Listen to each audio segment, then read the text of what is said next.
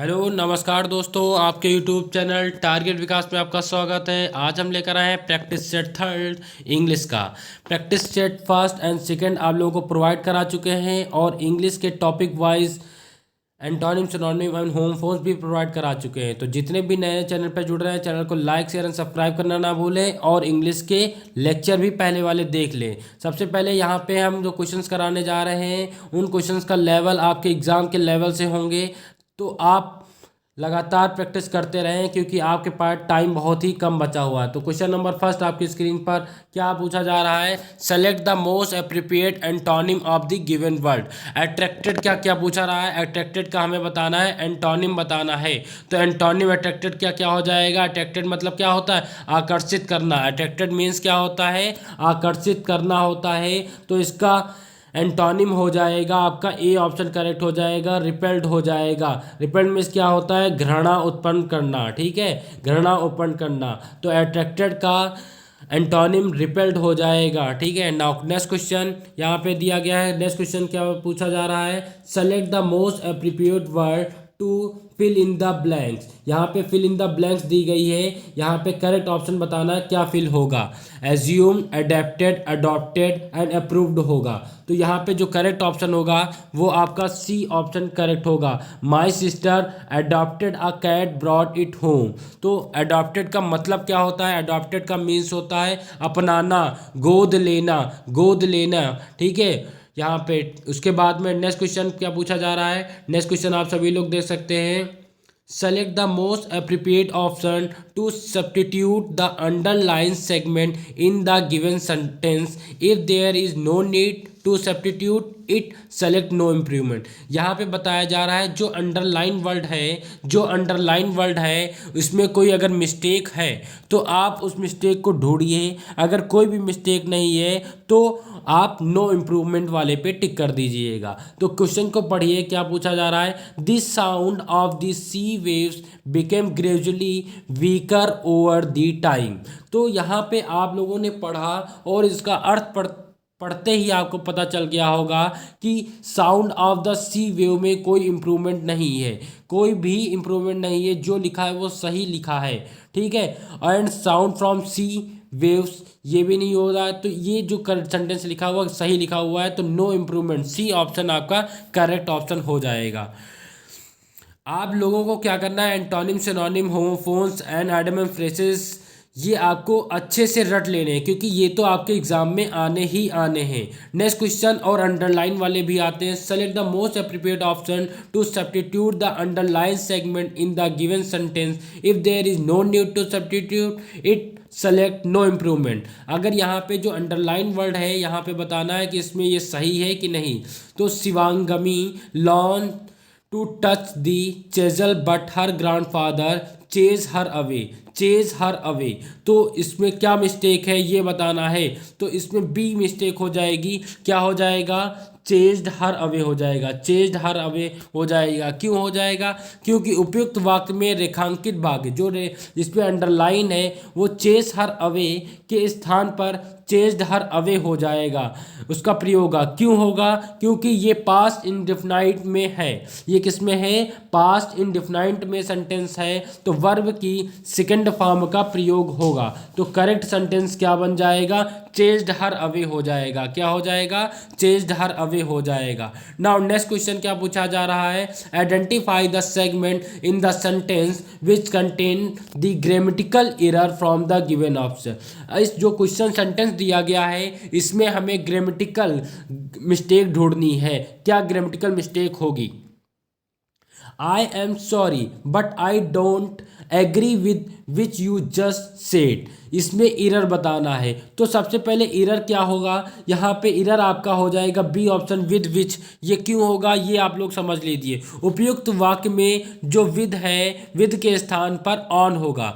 यहाँ पे क्या, ये जो आपका विद दिया गया है विद के स्थान पर क्या हो जाएगा, ऑन का प्रयोग होगा। क्योंकि एग्री के साथ में, एग्री के साथ में एग्री के साथ में प्रीपोजिशन का प्रयोग निम्न रूप से होता है, जैसे agree, agree with somebody, agree with somebody, या फिर agree on and slash about something होता है।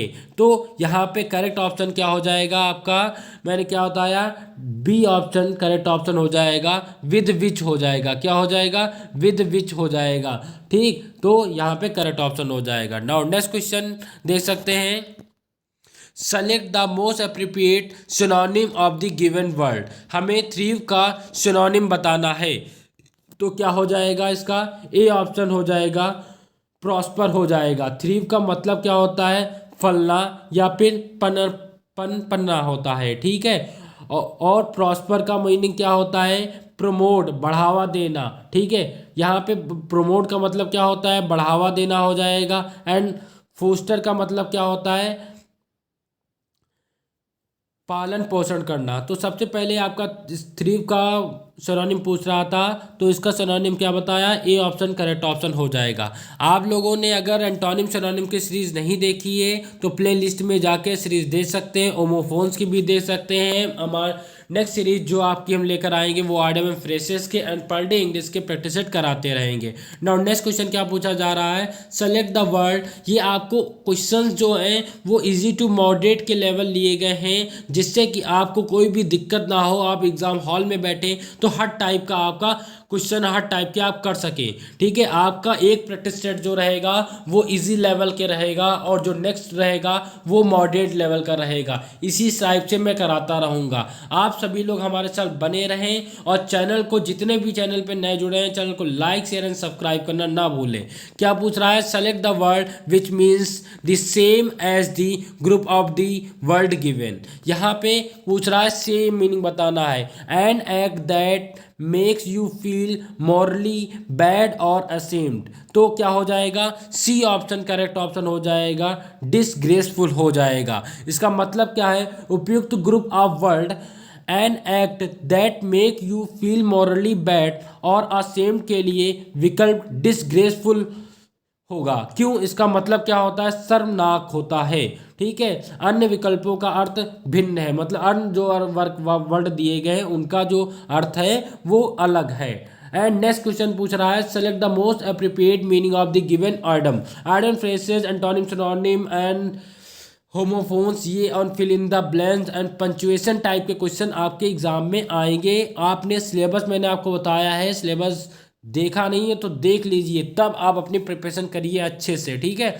तो इसका बोन ऑफ कंटेंशन का हमें बताना है, तो क्या हो जाएगा, डी ऑप्शन करेक्ट हो जाएगा, आ सब्जेक्ट ऑफ डिस्प्यूट हो जाएगा। यहाँ पे बोन ऑफ कंटेंशन का मतलब क्या होता है, झगड़े की जड़, झगड़े की जड़ होता है। और सब्जेक्ट ऑफ डिस्प्यूट उपयुक्त वाक्य करता है, ठीक है। तो झगड़े की जड़ का क्या हो जाएगा, अ सब्जेक्ट ऑफ डिस्प्यूट हो जाएगा। नाउ नेक्स्ट क्वेश्चन क्या पूछ रहा है, fill in the blank with the most appropriate word. यहाँ पे फ्लप्स दी गई है, इसका हमें अप्रोप्रिएट जो आंसर होगा चार ऑप्शन में से वो यहाँ पे फिल करना है। तो once the most duck jump dash the pond the duckling followed suit, तो क्या हो जाएगा, इसमें डी ऑप्शन होगा। क्यों होगा, कि उपयुक्त वाक्य के रिक्त स्थान पर प्रीपोजिशन इनटू का प्रयोग होगा, क्योंकि समानता कूदने के सेंस में पानी में इनटू का प्रयोग होता है, पानी में इनटू का प्रयोग होता है, ध्यान रखिएगा, कूदने में पानी में इनटू का प्रयोग होता है और अन्य प्रीपोजिशन के प्रयोग से दूसरे में सेंस में किया जाता है। तो करेक्ट ऑप्शन आपको पता चल गया, क्या होगा, once the most duck jump into the pond the duckling followed suit, ठीक है। नाउ नेक्स्ट क्वेश्चन दिया गया है, select the correct spelling. Spelling सही करने के लिए आपको बताना है कौन सी सही है। तो इन चारों में से जो करेक्ट स्पेलिंग है वो आपकी ए ऑप्शन वाली करेक्ट स्पेलिंग हो जाएगी।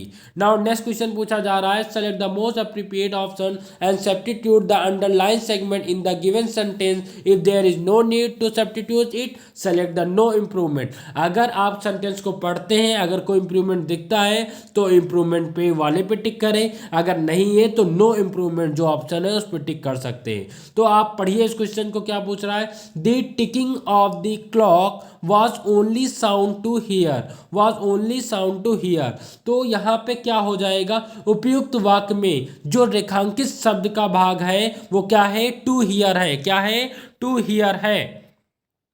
देख सकते हैं क्या है, टू हियर है। टू हियर के स्थान पर टू बी हियर्ड का प्रयोग होगा। क्या होगा, टू बी हियर्ड का प्रयोग होगा, क्योंकि पैसिव स्ट्रक्चर है। पैसिव स्ट्रक्चर में to plus be and plus verb की थर्ड फॉर्म का प्रयोग उपयुक्त होगा यहाँ पे। ठीक है, तो करेक्ट ऑप्शन क्या हो जाएगा, टू बी हियर्ड हो जाएगा। तो नया सेंटेंस आपका बन जाएगा, the ticking of the clock was the only sound to be heard.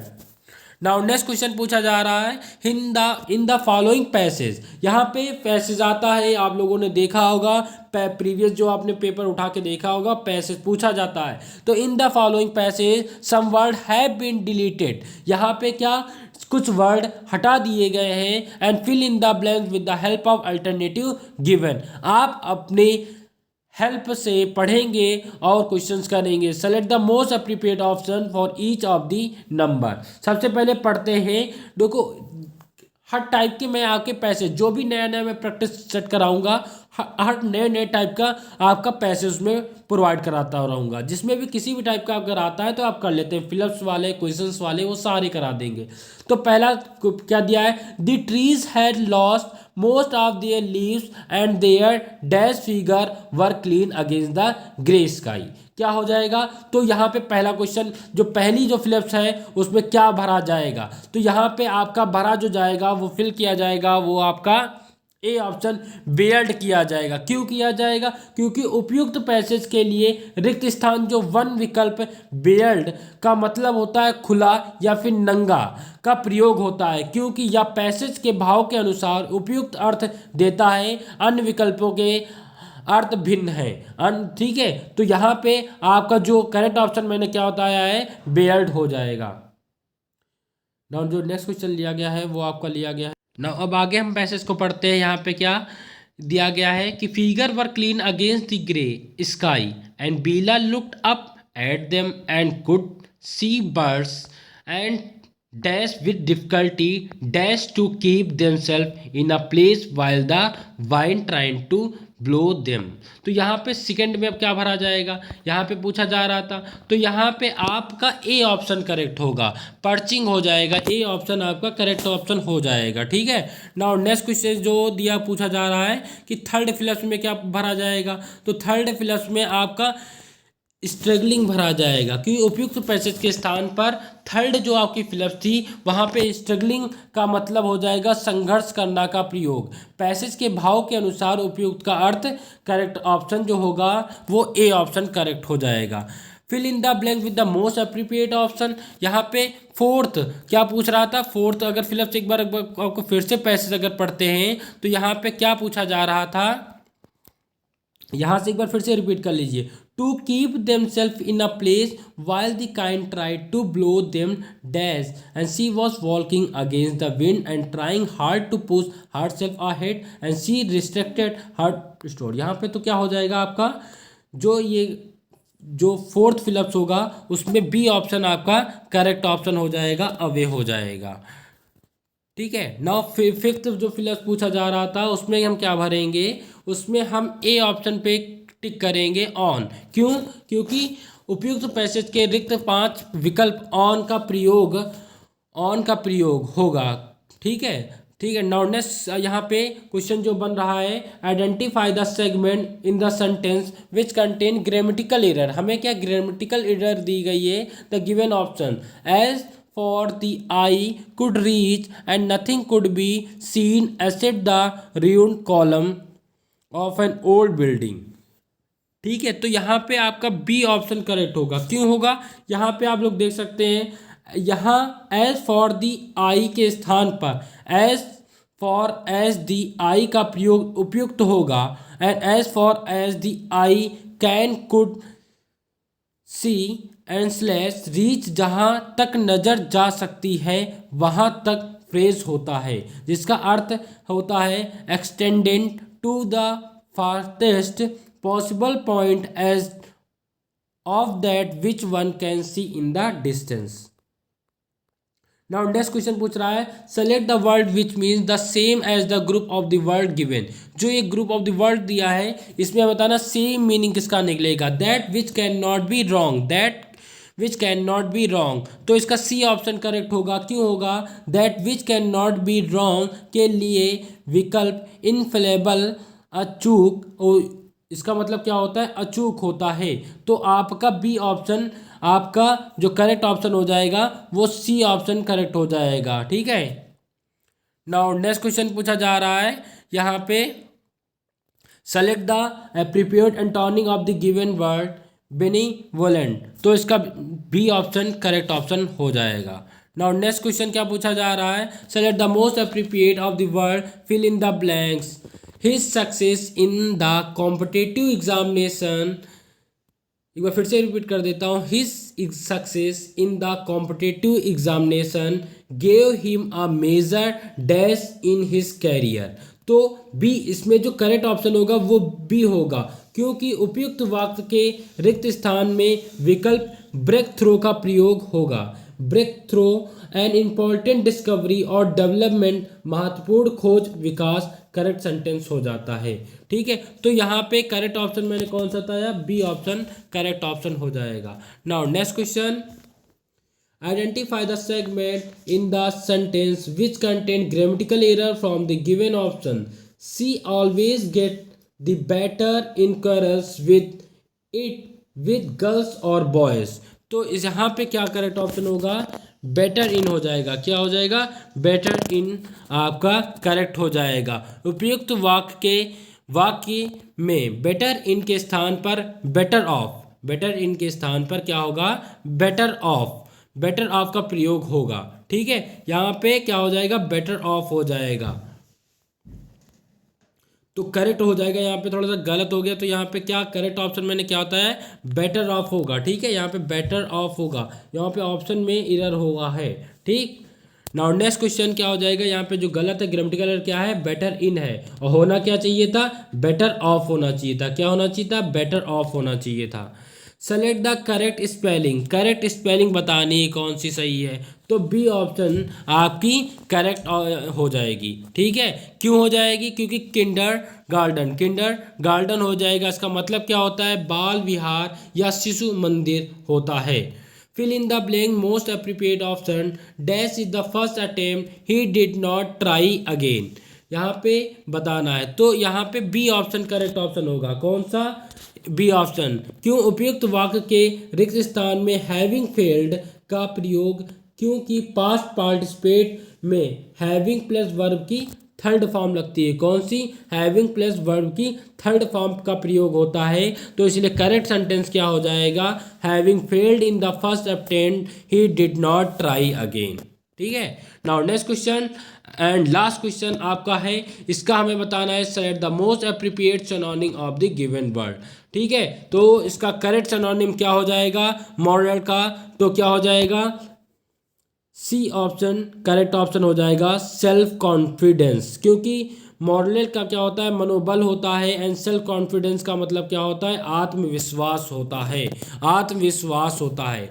आप सभी लोग हमारे साथ बने रहें और अपनी तैयारी बेस्ट से बेस्ट करते रहें, क्योंकि टाइम बहुत ही कम बचा हुआ है। हम लगातार आपके लिए नए नए क्वेश्चंस लाते रहेंगे, नए नए practice set and special topic wise class provide कराते रहेंगे। कोई भी अगर कंफ्यूजन बनता है आपके माइंड में तो कमेंट बॉक्स में कमेंट करें, और ये ना बताना भूलें कि आपने कितने क्वेश्चन सही किए हैं।